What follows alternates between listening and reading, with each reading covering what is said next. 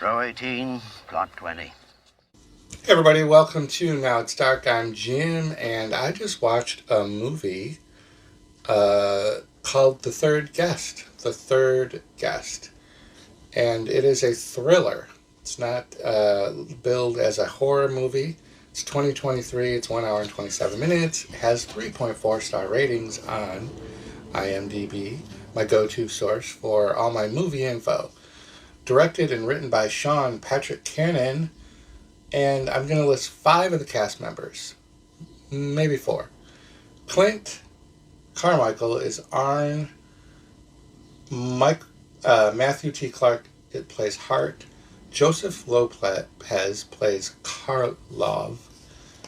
And Andrea M. Anderson plays Margaret. And yeah, we'll just stick to them.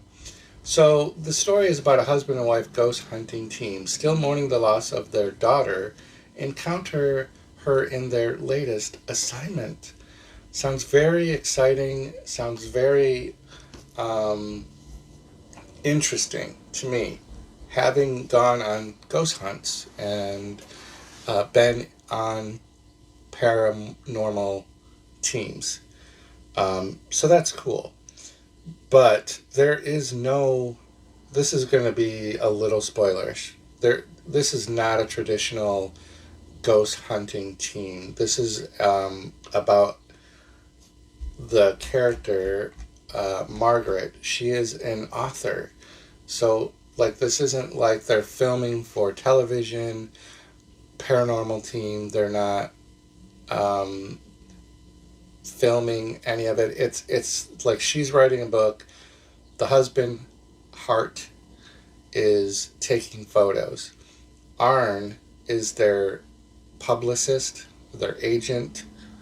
So the movie opens in a comic book store, which is cool. I'm happy to see comic book stores.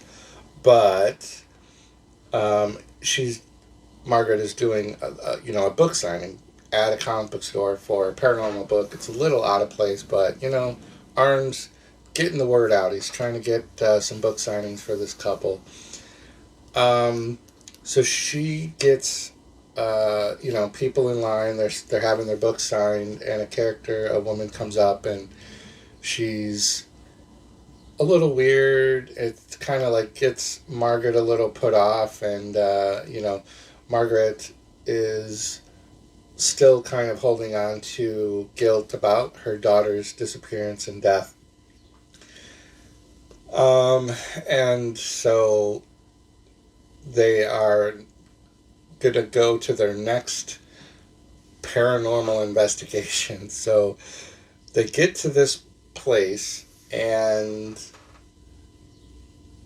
hold on a minute.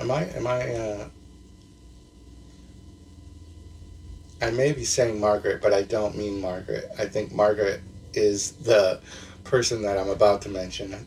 The actress's name is Evie, and I wrote that down. The reason why that sticks out, Evie was played by Nikki Chris, and she doesn't have a photo on her IMDb. Margaret is the homeowner of the place that they're going to next. And man, that's a big mess up. They have a weird encounter with her. She doesn't want to let them in to the house. Evie starts hearing noises once she's in there. They're constantly fighting. Hart and her, the tension level really amps up once they get to this new house. They do have a very, very quick sex scene with no nudity and no real good stuff. Later on, though, there is a rape scene, so trigger warning for anyone that may not want to see that. It kind of comes out of nowhere.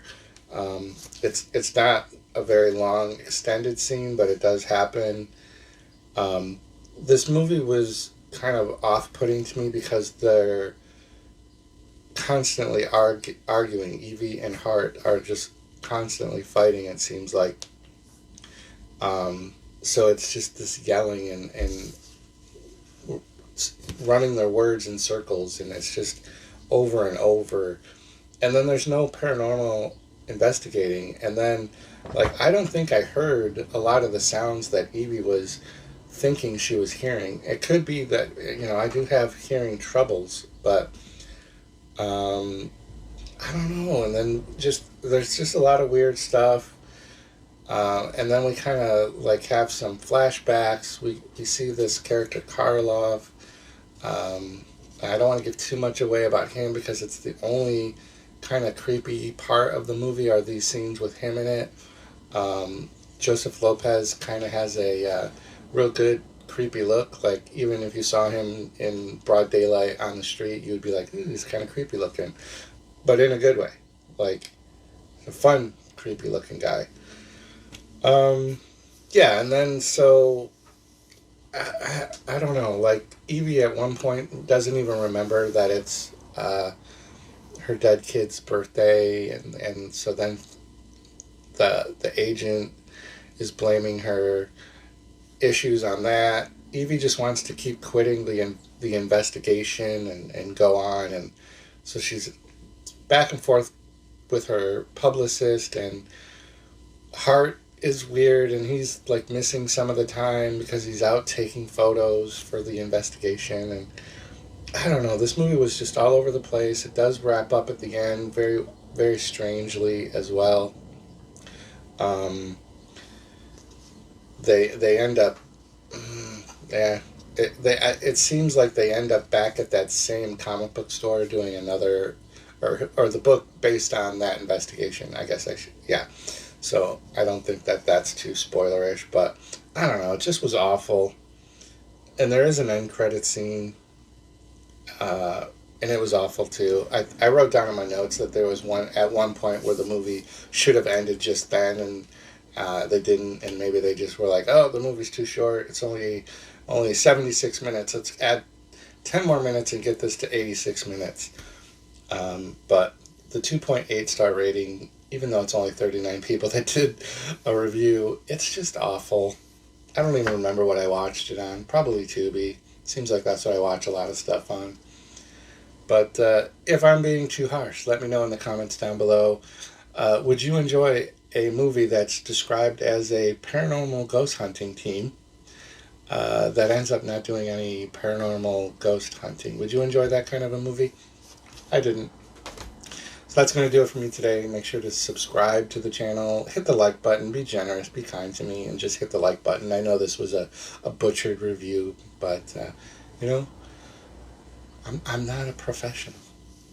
So have your dream, go on and sing your song. There's nothing wrong with singing out of tune. If people laugh and say your dream can never be, just think of me.